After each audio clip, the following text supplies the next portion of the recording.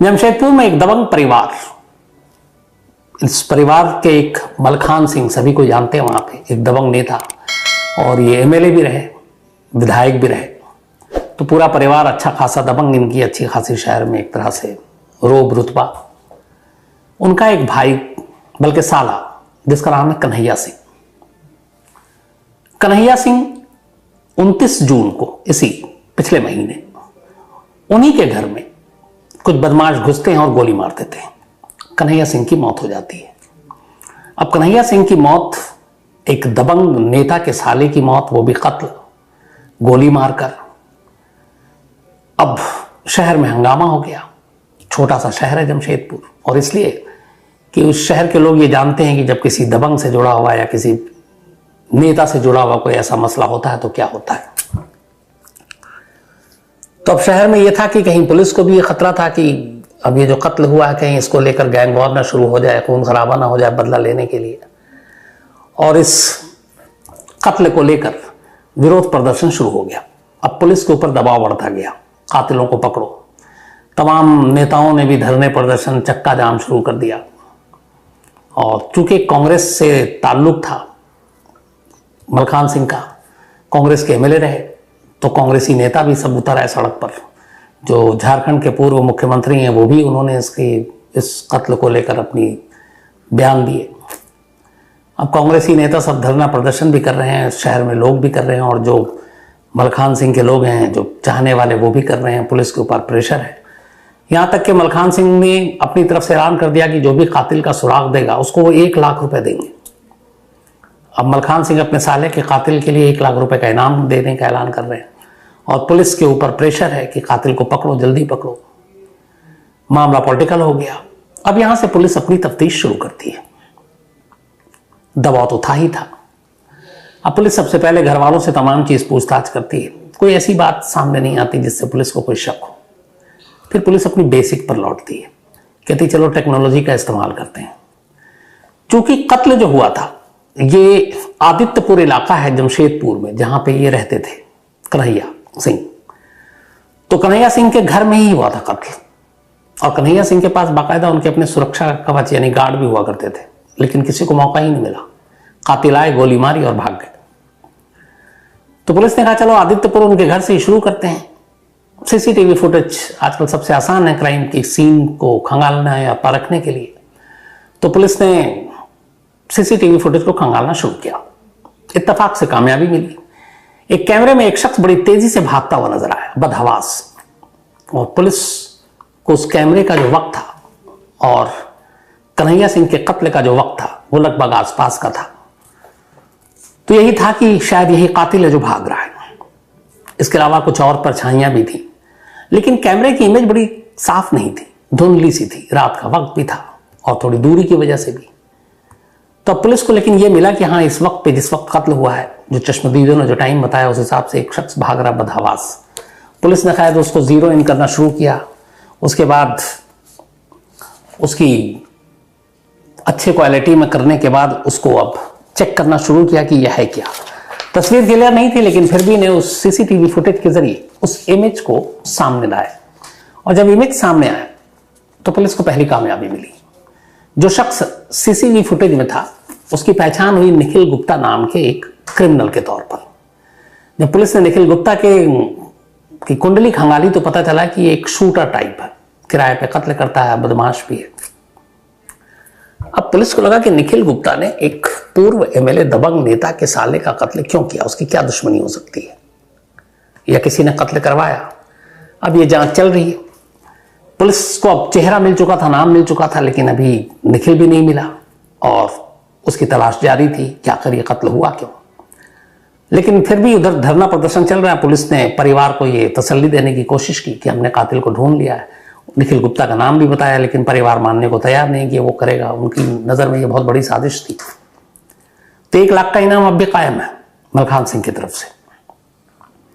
अब पुलिस निखिल गुप्ता के call detail को खंगालती है तो पता चला कि हाँ, जिस रात कत्ल हुआ उसका पूरा लोकेशन उधर ही था। उसके बाद उसके कॉल डिटेल को और जब आगे तक खंगाला गया तो पता चला कि अब तो वो शहर छोड़कर भाग चुका है और बनारस पहुंच गया है।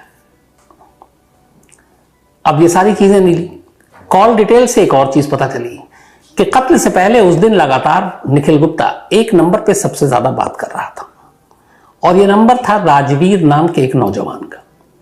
अब पुलिस को लगा कि राजवीर कौन है, सबसे ज्यादा कॉल उसी के नंबर पे, एन कत्ल से पहले, कत्ल के बाद, कत्ल के फिर कई घंटों बाद भी। अब पुलिस ने राजवीर को टटोलना शुरू किया तो पता चला कि राजवीर कभी इन्हीं कन्हैया सिंह के पड़ोस में रहा करता था। अब राजवीर की और कुंडली खंगाली गई तो पता चला कि राजवीर कन्हैया सिंह की एक बेटी जिसका नाम अपर्णा सिंह है, उसका बॉयफ्रेंड हुआ करता है। और जब डिटेल में पुलिस ने छानबीन की तो पता चला कि इन दोनों ने स्कूलिंग साथ में की और जब ये 8वीं में थी अपर्णा और 10वीं में था राजवीर, तभी इन दोनों में दोस्ती हुई, फिर प्यार हो गया। फिर ये मामला कॉलेज तक चला और दोनों एक दूसरे को प्यार करते थे और ये पड़ोस में रहता था अपर्णा के ही घर के। तो मुखबिरों और बाकी लोगों से पता चला कि इन दोनों के इस प्यार के रिश्ते की खबर कन्हैया सिंह को लग गई और कन्हैया सिंह ने इसके ऊपर फिर गुस्सा हुए, अपनी बेटी को डांटा और साथ में फिर राजवीर को बुलाकर कई बार डांटा। बट इन दोनों का मिलना जुलना, बातचीत जारी रहा। ये बात कन्हैया सिंह को पता चली, वो फिर नाराज और कन्हैया सिंह ने फिर राजवीर को न सिर्फ कई बार बुलाया, धमकाया, बेइज्जत किया, फिर उसके परिवार वालों को भी धमकी देनी शुरू की कि अगर तुम्हारा बेटा मेरी बेटी के करीब आया, पीछा नहीं छोड़ा तो सबको मार डालेंगे। राजवीर के माँ बाप शरीफ थे, उन्हें लगा कि ये दबंग परिवार है, इनका जीजा जो है वो एक्स MLA है, शहर में रुतबा है और हम सीधे साधे लोग पता नहीं क्या हो जाए।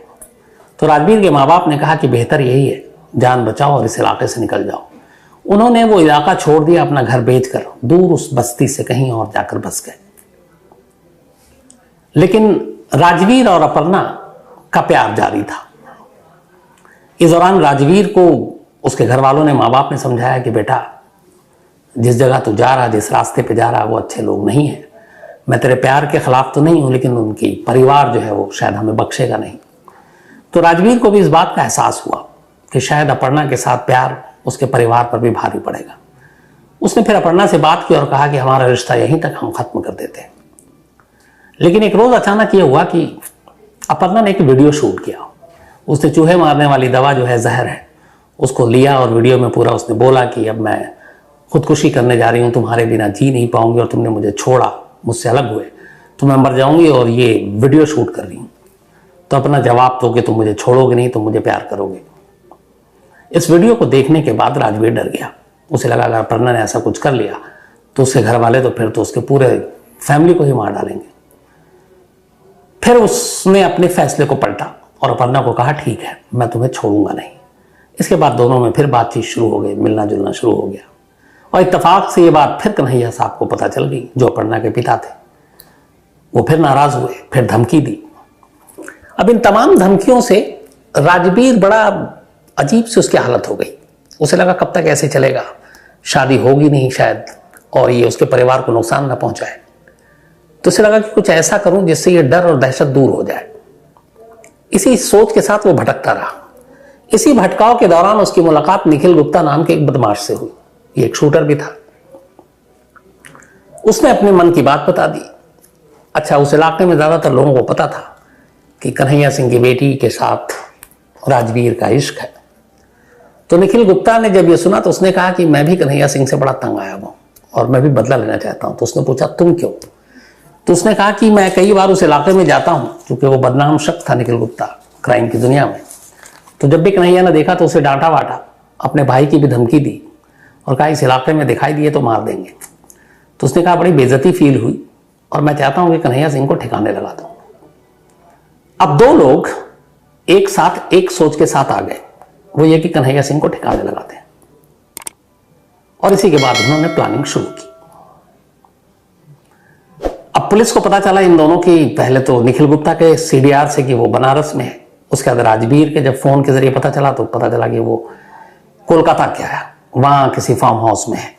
पुलिस की टीम पहुंचती है झारखंड की दोनों जगह और सही सूचना थी तो बनारस से एक और कोलकाता से दूसरा, इन दोनों को गिरफ्तार कर जमशेदपुर ले आती है।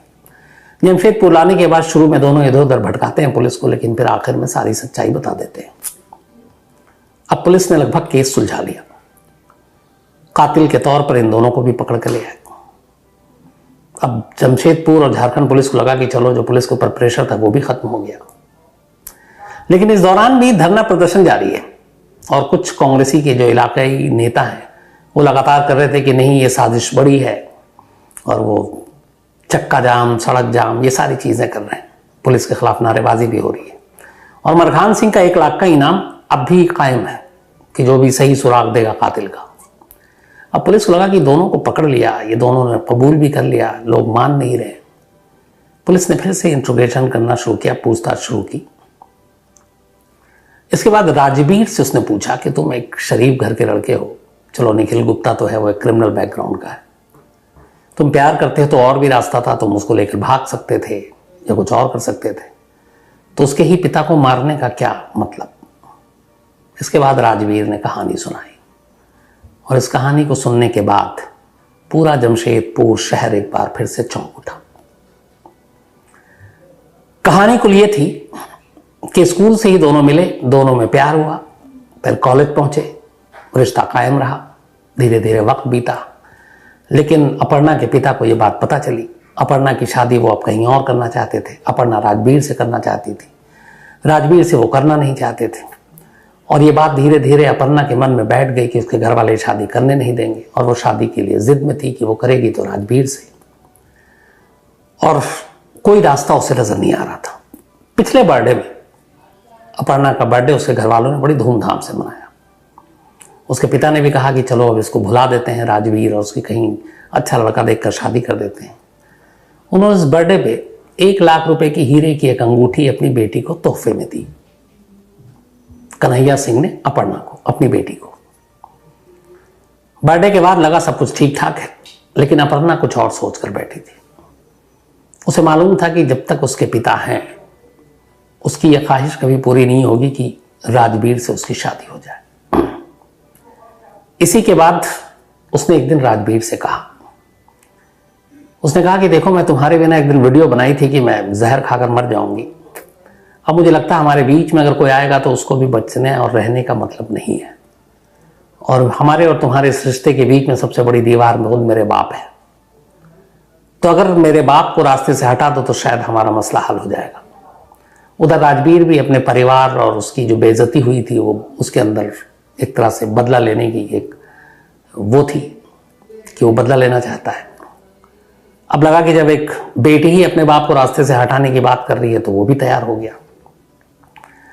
इसके बाद तय हुआ कि ठीक है, और इसी दौरान में निखिल गुप्ता से मुलाकात हो गई। निखिल गुप्ता ने कहा ठीक है, मैं गोली मारूंगा, लेकिन एक पिस्टल की जरूरत पड़ेगी। अब क्या करें? तो एक और लड़के की एंट्री होती है जो वहीं के एक कांग्रेसी नेता का नाबालिग बेटा है। उसकी दोस्ती पटना में कुछ लोगों से थी। वो वहां पहुंचते हैं और करीब 6,500-7 हज़ार रुपए में कट्टा खरीदते हैं। इस दौरान में 20 जून को, अब यहां से शुरू होती है प्लानिंग, बल्कि शुरू हो गई 19 जून से ही। 19 जून को अपर्णा ये कहती है कि मेरे पापा कल 20 जून को सोनपुर जाएंगे बिहार, और वहां कोई होगा नहीं तो तुम आसानी से वहां उनको रास्ते से हटा सकते हो। इसके बाद निखिल, साथ में राजवीर और वो नाबालिग बच्चा, ये जमशेदपुर से सोनपुर के लिए निकलते हैं। वहां जाते हैं जिस जगह पे, अच्छा सारा व्हाट्सएप पे लोकेशन अपने बाप का खुद अपर्णा इन कातिलों को देती है और अपने प्रेमी को। उधर अंगूठी उसने दे दी थी। अपर्णा ने कहा कि ठीक है, कातिल का इंतजाम करो, गोली चलाने वाले का। राजवीर ने निखिल गुप्ता का इंतजाम किया। निखिल गुप्ता ने कहा कि मेरा इसमें फायदा क्या है, मुझे पैसे चाहिए। तो उसे 5,000 रुपए कैश, एक शराब की बोतल ये दी गई। उसने कहा ये कम है, तो उसने कहा ये लो। अपर्णा ने अपने पिता की हीरे की अंगूठी जो जन्मदिन पर उसको तोहफे में मिला था वो राजवीर को दिया और कहा कि अगर पैसे कम पड़े तो ये कातिल को दे देना। राजवीर के पास पैसे थे नहीं। उसने 5,000 रुपये और शराब की बोतल के अलावा कहा ये लो, इसकी कीमत 1 लाख रुपए है, ये अंगूठी तुम सुपारी के तौर पर रख लो। निखिल ने वो अंगूठी रख ली। इसके बाद ये लोग सोनपुर पहुंचे, कट्टा ले चुके थे, लेकिन वहां देखा कि काफी भीड़ है और उस भीड़ में गोली चलाकर भागना मुश्किल है। तो इनका ये इरादा वहीं खत्म हो गया, प्लान ड्रॉप हो गया, और ये लोग बिना कन्हैया को गोली मारे वहां से वापस लौट आए। अब अपर्णा ने कहा कि मैं तुम्हें इन्फॉर्म करती रहूंगी कब मेरे पापा अकेले होंगे। 20, 21, 22, 23 गुजरता रहा। 29 जून की शाम को अचानक अपर्णा ने कहा कि आज कुछ फंक्शन है किसी एक घर में, तो पापा लेट आएंगे, और जब लेट आएंगे तो सन्नाटा होगा मेरे घर के आसपास, तो आज मौका है। 29 जून की रात को पहले से ही उसने निखिल गुप्ता और राजवीर को अपने घर में बुलाया और छत पर छुपा दिया। देर रात इसके फादर लौटते हैं। जैसे ही वो घर में सीढ़ी पर चढ़ रहे होते हैं, निखिल गुप्ता कट्टा निकालता है और गोली मार देता है, और इसके बाद वो लोग वहां से भाग जाते हैं। और इस तरीके से एक बाप ने जो अपनी बेटी को जन्मदिन पर तोहफे में एक हीरे की अंगूठी दी, बेटी ने वही अंगूठी अपने उसी बाप के सुपारी के नाम कर दी।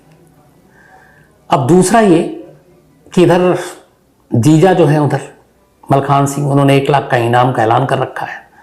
नेता जो है उधर सड़क पे धरना प्रदर्शन कर रहे हैं, और उस पूरे धरना प्रदर्शन को कातिलों को पकड़ने के लिए जो लीड कर रहा था एक नेता कांग्रेस का, उसका अपना नाबालिग बेटा, पता चला कि इस पूरे कत्ल की साजिश में वो भी शामिल है। और ये जो शामिल है नाबालिग, इसने कत्ल के लिए वो कट्टा दिलवाया पटना से 6,500 से 7,000 रुपए के दरमियान। तो जो लोग कातिल को पकड़ने के लिए, कातिल की गिरफ्तारी के लिए पुलिस पर दबाव डाल रहे थे, धरना प्रदर्शन कर रहे थे, पता चला कि उन्हीं में से एक इस कत्ल की साजिश में शामिल है। और जो लोग कातिल को पकड़ने के लिए गुस्सा हो रहे थे, और जो खुद परिवार के लोग इनाम का ऐलान कर रहे थे 1 लाख रुपए, पता चला कि कातिल कोई और नहीं, उनके ही अपने परिवार की एक बेटी है। यह बात सुनकर किसी को यकीन ही नहीं हुआ, लेकिन पुलिस के पास सारे पुख्ता सबूत थे। वो सीडीआर, डिटेल, रिलेशन, बातचीत, दोनों की लोकेशन, अपर्णा के साथ उसका रिश्ता, और कातिल के पास, निखिल गुप्ता के पास से बरामद हीरे की वो अंगूठी जो बतौर सुपारी दी गई थी। ये सारे सबूत काफी थे। और इसी के बाद फिर पुलिस ने अपर्णा को उसके घर से गिरफ्तार किया, जिसके बाद के कत्ल के लिए लगातार धरना प्रदर्शन चल रहा था। कातिल घर में ही था। खुद अपर्णा के अपने घर वालों को यकीन नहीं हुआ। कन्हैया के जीजा मलखान सिंह, जिन्होंने ऐलान किया था, उन्हें भी पछतावा हुआ कि उन्होंने क्या किया। और वो कांग्रेसी नेता जिन्होंने धरना प्रदर्शन किया था, उनका अपना नाबालिग बेटा भी इसमें निकलेगा, उन्हें भी यकीन नहीं था। तो इस तरीके से इस कहानी का क्लाइमेक्स सामने आया।